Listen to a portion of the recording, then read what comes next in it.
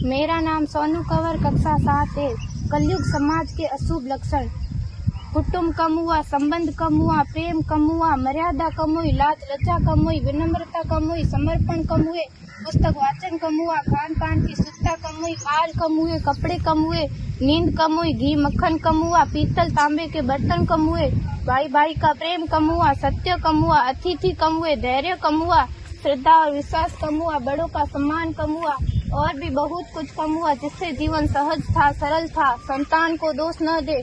बालक या बालिका को इंग्लिश मीडियम में पढ़ाया, अंग्रेजी बोलना सिखाया, बर्थडे और मैरिज एनिवर्सरी जैसे जीवन के शुभ प्रसंगों को अंग्रेजी कल्चर्स के अनुसार जीना ही श्रेष्ठ माना। माता पिता को मम्मी डैड कहना सिखाया। जब अंग्रेजी कल्चर से परिपूर्ण बालक या बालिका बड़ा होकर आपको समय नहीं देता, आपकी भावनाओं को नहीं समझता, आपको तुच्छ मानकर आपसे जुबान लड़ाता, जब आपको बच्चे में कोई संस्कार नजर नहीं आता, तब घर के वातावरण को गमगीन किए बिना, संतान को दोष दिए बिना एकांत में जाकर रो लीजिएगा, क्योंकि पुत्र या पुत्री की पहली वर्षगांठ से ही भारतीय संस्कारों के बजाय, मंदिर जाने के बजाय केक कैसे काटा जाता है, यह सिखाने वाले आप और अम्मी है। जब बच्चा पहली बार घर से बाहर निकलता है तो प्रणाम और आशीर्वाद के बदले बाय बाय कहना सिखाने वाले आप और अम्मी है।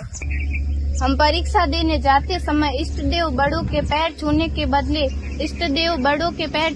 बदले बेस्ट ऑफ लक कहकर परीक्षा भवन तक छोड़ने वाले आप और अम्मी है। बालक या बालिका के सफल होने पर घर में परिवार के साथ बैठकर खुशियां मनाने के बदले होटल में पार्टी मनाने की प्रथा को बढ़ावा देने वाले आप और अम्मी है। बालक या बालिका के विवाह के पश्चात कुल देवता देव दर्शन भेजने से पहले हनीमून के लिए फॉरेन टूरिस्ट स्पॉट भेजने की तैयारी करने वाले आप और अम्मी है।